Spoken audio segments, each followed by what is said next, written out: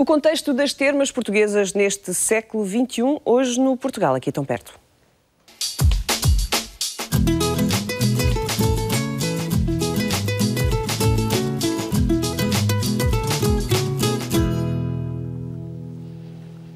Existem atualmente em Portugal perto de 50 estâncias termais. Os números de 2011 apontam para 57 mil utentes, uma quebra de 10% relativamente aos números de 2010. Porquê este decréscimo? Que condições se alteraram ao nível das comparticipações dos sistemas de saúde públicos? Fiquem só com mais este dado para início de conversa. Mais de 95% dos utentes termais em Portugal são nacionais. Questões para o programa de hoje, onde não deixaremos de falar do elevado valor terapêutico das nossas águas. E porque as termas estiveram no início da atividade turística em Portugal, há mais de 100 anos, temos connosco um arquiteto urbanista que publicou há 3 anos o livro O Desenho das Termas, História da Arquitetura Termal Portuguesa. Vamos também conversar sobre autarquias inovadoras e de soluções para a crise económica a partir das estruturas termais. Primeiro convidado, o arquiteto Jorge Mangorrinha, aqui connosco. Jorge Mangorrinha, bem-vindo ao Portugal aqui tão perto. Vamos começar por falar desta obra de peso, O Desenho das Termas, História da Arquitetura Termal Portuguesa. Este livro, esta história, são 500 anos de história. Este objeto nasce em que contexto? Nasce no contexto de continuidade de uma investigação que já dura há cerca de 20 anos. Concretamente, esta obra foi feita em parceria com a doutora Helena Gonçalves Pinto. Depois de um rastreio, de um levantamento muito detalhado de todas as termas em funcionamento e não em funcionamento, portanto já abandonadas, mas que têm um património e uma história muito relevante no seu conjunto. E conseguimos, efetivamente, em 2009, produzirmos esta obra que retrata e sistematiza a informação histórica e de análise patrimonial, etc., desde há mais de 500 anos. Nós temos na história do termalismo português, naturalmente, vestígios romanos, enfim, nomeadamente em que locais, Jorge? Em vários, Caldas de Monchique, São Pedro do Sul, São Vicente, em Penafiel, enfim, muitos outros locais onde a civilização lusitano-romana passou e os romanos, efetivamente, sabiam que para estarem num determinado território era necessário recursos naturais e onde descobriram água mineral, naturalmente que assentaram e, portanto, a partir daí construíram também as suas estruturas edificadas. Mas, sobretudo, este livro parte de uma história que se inicia há cerca de 500 anos com a fundação do primeiro e mais antigo hospital termal do mundo, que é em Caldas da Rainha. O Hospital Termal das Caldas da Rainha, que nasceu em 1485, resultado de uma ação filantrópica por parte da Rainha Dona Leonor, também ela a fundadora das Misericórdias, depois de fundar o Hospital Termal. E, portanto, a partir daí nasce toda uma evolução histórica que nos deixou momentos importantes para a história do termalismo, não só em Portugal, mas com algumas singularidades. Portugal tem, de facto, algumas singularidades ao nível da história do termalismo universal, europeu, sobretudo. Desde, efetivamente, este hospital termal, que foi inovador nas suas características médicas e paramédicas para a época. E qualquer pessoa tinha acesso a esse hospital termal, desde que precisasse de tratamento? Sim, desde que, naturalmente, com enquadramento médico, já nessa altura, mas foi um hospital, sobretudo, pensado para os mais desfavorecidos. E essa componente assistencial manteve-se até à atualidade. Portanto, é um hospital que nasce primeiro com o Hospital Todos os Santos em Lisboa, é o primeiro grande hospital moderno português com uma especialização, a das águas. Portanto, isto foi inovador, não só no nosso país, mas a nível mundial. E a partir daí, outros momentos importantes desta história de mais de 500 anos foram significativos. E o desenho esteve sempre presente. Portanto, a componente da engenharia, a componente da arquitetura, produziu peças balneares, hoteleiras, espaços verdes, enfim, todo aquele microcosmo que nós conhecemos na maior parte das termas em Portugal, se constituíram com o empenho dos investidores, dos técnicos e também da administração pública, que no fundo superintende o setor desde finais do século XIX. Está a dizer-nos, Jorge Mangorrinha, que já nessa altura havia preocupações de arquitetura paisagista e urbanística? Havia preocupações de arquitetura, ponto final.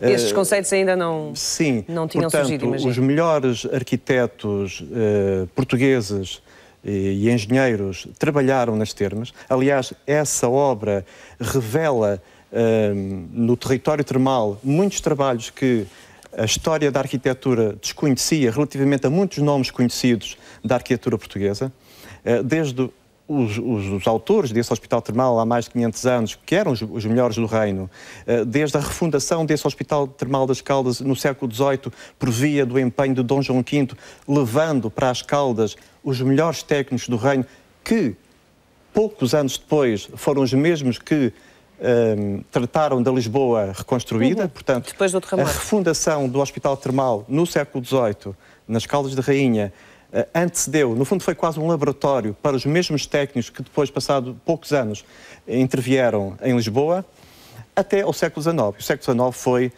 é uma charneira fundamental. Foi a partir daí que o Estado deu o enquadramento legal a esta atividade. Esta atividade, portanto, teve que ser pensada e todas as estruturas edificadas tiveram que ser submetidas à administração pública e, portanto, a legislação fez com que os técnicos e os promotores obedecessem nos seus investimentos e nas suas arquiteturas à regra que, no fundo, era a regra que se passava no centro da Europa. Mas nós também aí fomos inovadores, sempre. Sempre estivemos, de alguma forma, com o rigor que nos é característico a este nível das termas. A administração pública, tanto a área das águas como a área da saúde, sempre esteve muito rigorosamente atenta a este domínio termal. E, portanto, o princípio do século XX, depois desta regulação que nasceu no final do século XIX, é o período da moda das termas.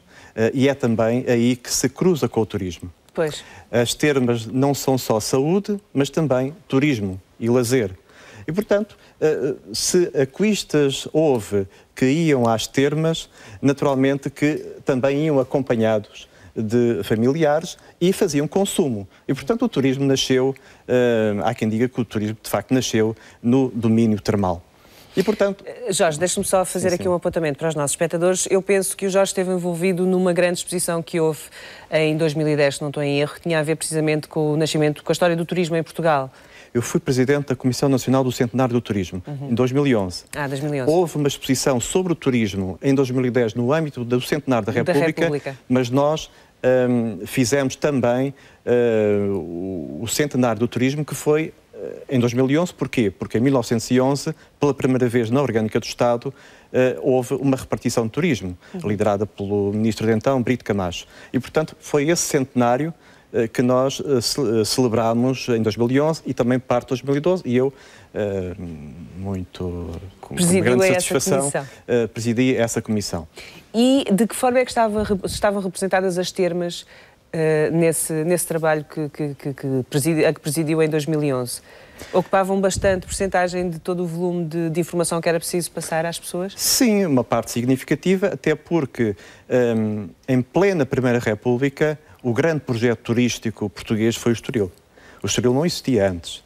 Existia o Monte de Estoril, existia Cascais, mas a chamada Quinta do Viana foi vendida a um senhor chamado Fausto Figueiredo, que foi o grande promotor do turismo na Primeira República e construiu, de facto, aí a estância do Estoril, que tinha uma componente importante termal.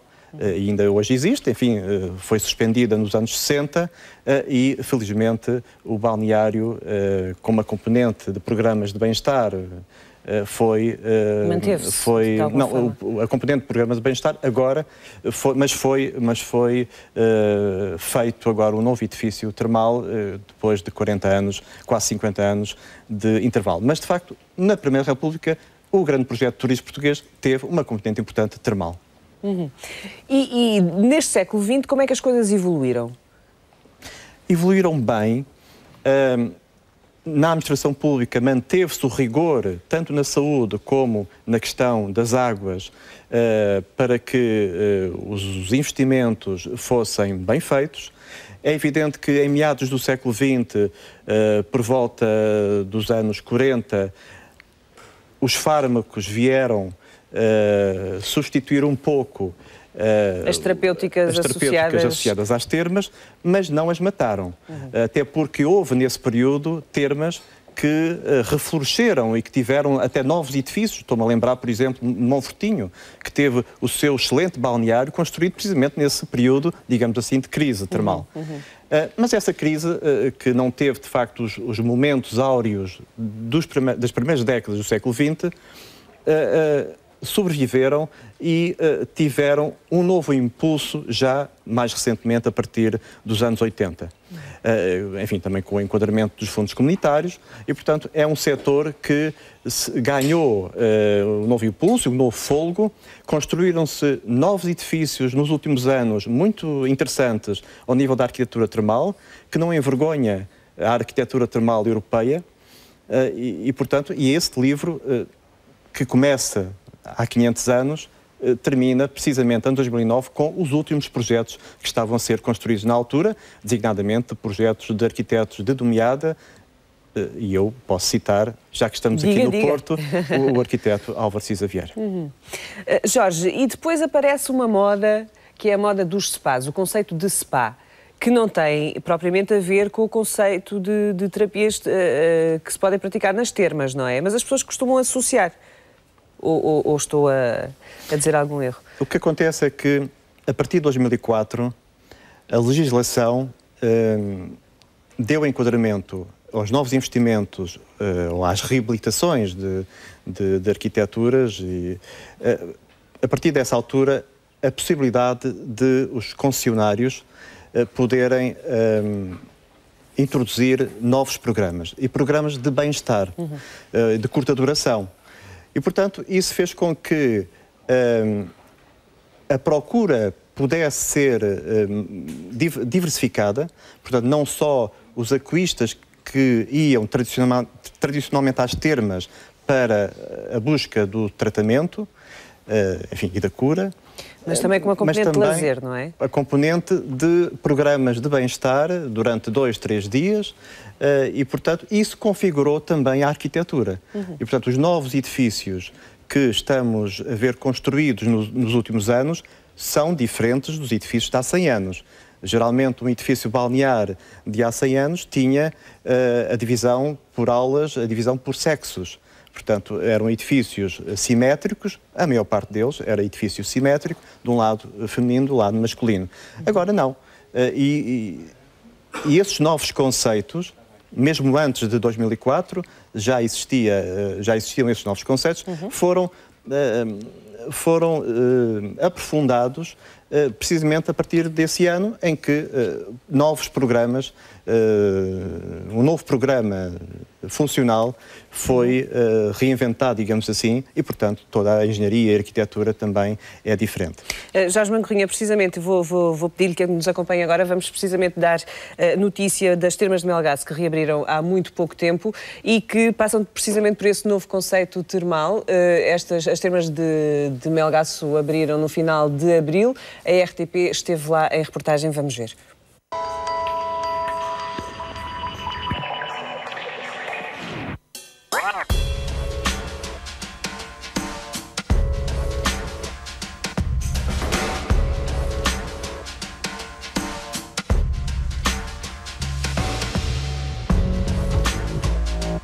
As termas do Peso têm uma água indicadora de sódica e está indicada, tem as indicações que têm praticamente todas as termas do país, como o aparelho osteoarticular, o aparelho digestivo, e as termas do Peso têm a indicação também para a diabetes, que praticamente nenhumas termas em Portugal tem. Temos agora umas termas com uma tecnologia avançada. Como viram, está tudo apto, e aproveito para informar os aquistas deste país que já podem vir ao Peso para tratar a sua diabetes.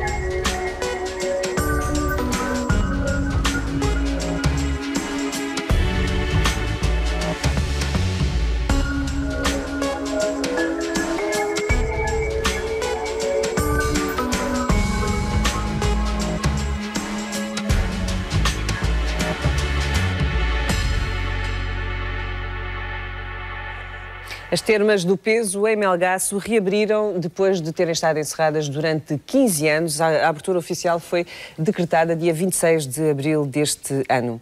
E no ambiente que invoca o bem-estar, a música romântica de Brito Ventura e os Desalinhados, o tema Até Sempre.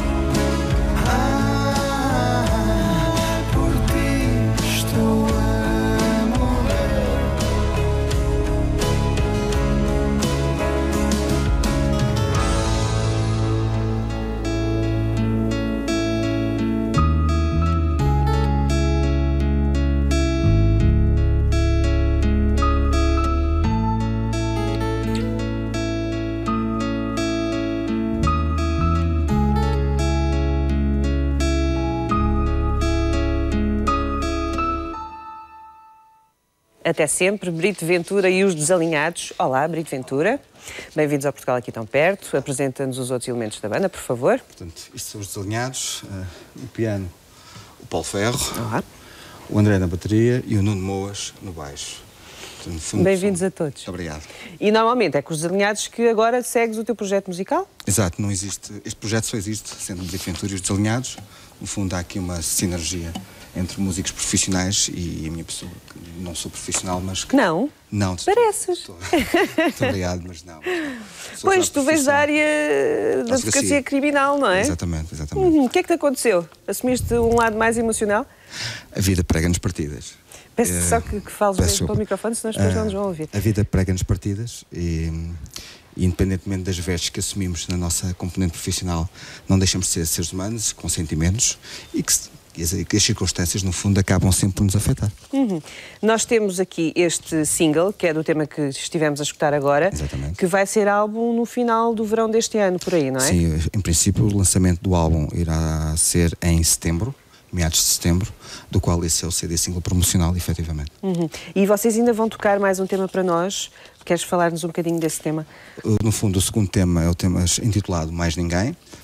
Será o próximo single a ser lançado já no âmbito desse mesmo álbum e conta com a participação especial de Chiara Timas, das Just Girl.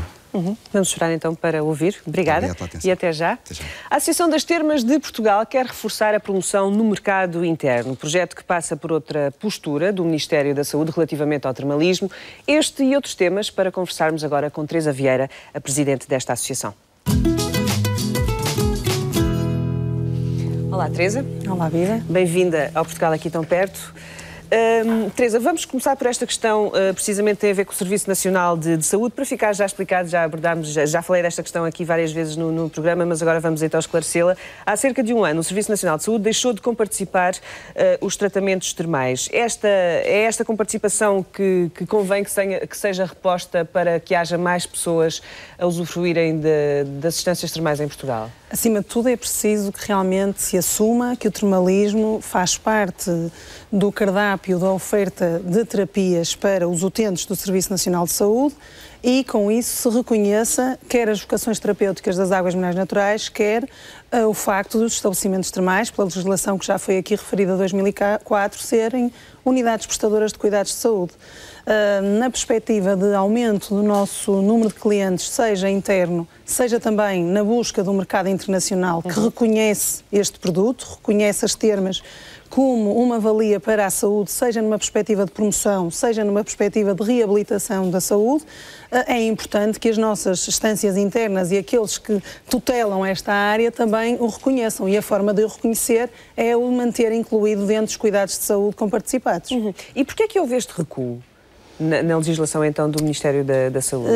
A questão da comparticipação dos tratamentos termais não era um sistema de convenção, ou seja, não era um sistema em que depois o Ministério da Saúde acertava a componente da comparticipação diretamente com os concessionários termais. Funcionava pelo pagamento direto pelo utente e depois era por motor de reembolso. Eu julgo que as termas foram junto de um bolo de outro tipo de situações que o Estado achou que devia alterar o sistema de comparticipação e cujo volume e peso no orçamento do Estado, nomeadamente no orçamento do Ministério da Saúde, era muito maior. Julgo que nesta altura do campeonato, internamente no Ministério, também já perceberam que, por um lado, o impacto não é nenhum, do ponto de vista da despesa diretamente dita, até porque nós tratamos essencialmente doenças crónicas e, portanto, nós o que estamos é deslocalizar uma despesa em saúde. O doente tem que continuar a ser tratado, se não vai às termas, vai ter que escolher outra terapia.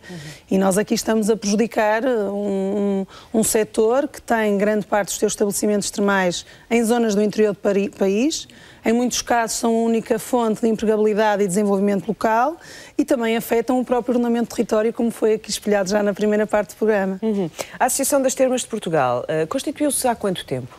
A Associação das Termas de Portugal tem 25 anos de existência, embora passou por uma fase em que representava não só a componente do termalismo, mas também do engarrafamento, que agora está dividido numa outra associação, já que existem águas minerais naturais que são passíveis de serem vendidas sob o ponto de vista de engarrafamento e também de termalismo e outras que só podem ser usadas para a componente termal. E, portanto, tem 25 anos de existência, é a associação que representa todo o setor termal, e o setor termal, dentro da componente da saúde e bem-estar, é aquele setor que tem uma maior uniformidade do ponto de vista das terapêuticas que oferece e do ponto de vista de tutela, seja do licenciamento da utilização da água mineral natural para fins terapêuticos, seja do ponto de vista do licenciamento dos estabelecimentos termais, que neste caso é com o Ministério da Saúde.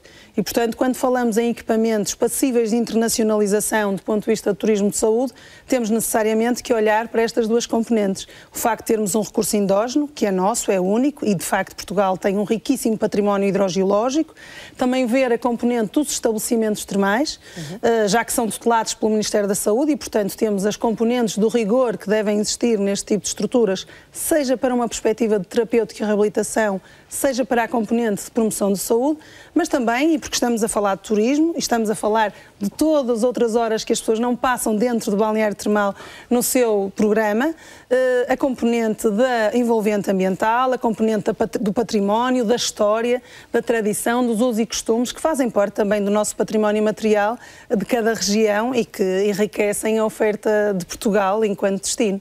Portanto, estamos a falar de património histórico, estamos a falar de património arquitetónico, estamos a falar de saúde e bem-estar, estamos a falar de paisagens também, não é? Estamos a falar de várias componentes de um tesouro que está um bocadinho silenciado, é isso? Um tesouro que é português, que é nosso, mas que não está a ser bem estimado nesta altura?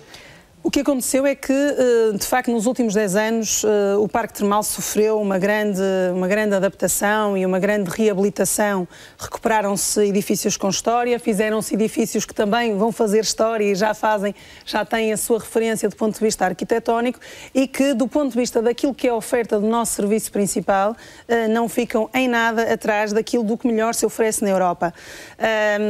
O que aconteceu é que nós fizemos este processo, esta evolução, este desenvolvimento e este investimento, que é muito superior a 200 milhões de euros já, numa altura em que vivemos um período de estagnação económica e até de alguma recessão e, portanto, num mercado essencialmente interno, neste momento, é mais complicado para os concessionários termais e, de facto, como nunca, precisamos da ajuda de todas as entidades, porque, como referia, falar de termas é falar de todas essas componentes, mas, no final de contas, falar de desenvolvimento económico, falar de redução das assimetrias regionais e falar de empregabilidade e, portanto, se o nosso desígnio neste momento é desenvolver economicamente, Portugal tem que saber olhar para aquilo que é seu, que não é deslocalizável, que é único, é inimitável. Qualquer apoio que se dê a um balneário termal não pode ser deslocalizado para outro país porque a mão de obra é mais barata, porque vivemos da água e não havendo água não podemos falar de produto.